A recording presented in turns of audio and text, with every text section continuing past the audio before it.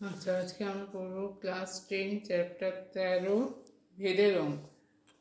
6 দাগের 1 x plus y আর x minus y সরল ভেদে আছে।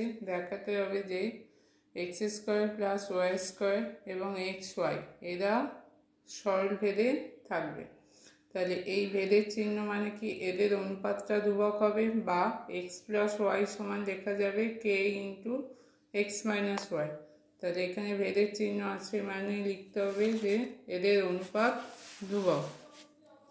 তাহলে এক্স প্লাস ওয়াই বাই দাস এক্স মাইনাস ওয়াই, তাহলে x plus y by x minus y সমান হচ্ছে কে বাই ওয়াই। এবার যোগ ভাগ করলে হবে x plus y plus x minus y by x plus y minus x minus y সমান হচ্ছে k plus one by k minus one.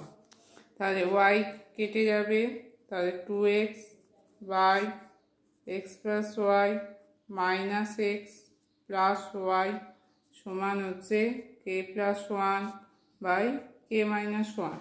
তাহলে এক্সট্রা কাটছে 2x বাই 2y সমান, এটা হচ্ছে ধ্রুবক, তাহলে কে ড্যাশ লিখলাম এই ধ্রুবকটাকে, তাহলে 2 কেটে যাবে, তাহলে x সমান হচ্ছে কে ড্যাশ ওয়াই। আচ্ছা, এটা এখান থেকে যেটা দেওয়া আছে সেখান থেকে বেরোলো এক্স সমান কে ড্যাশ ওয়াই। কী প্রমাণ করতে হবে? এক্স স্কোয়ার প্লাস ওয়াই স্কোয়ারটা এক্স ওয়াইয়ের সঙ্গে সরল ভেদে থাকবে। তাহলে অতএব x square plus y square by x y. তাহলে এক্স স্কোয়ার এক্সের জায়গায় বসাবো k dash y square plus y square by k dash y into Y.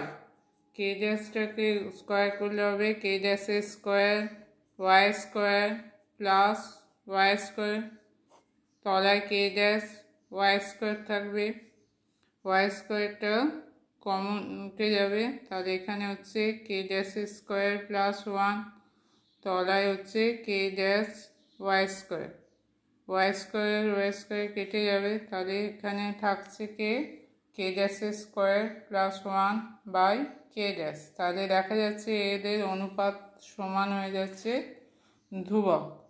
তাহলে অতএব এই দুটো রাশি সরল ভেদে থাকবে।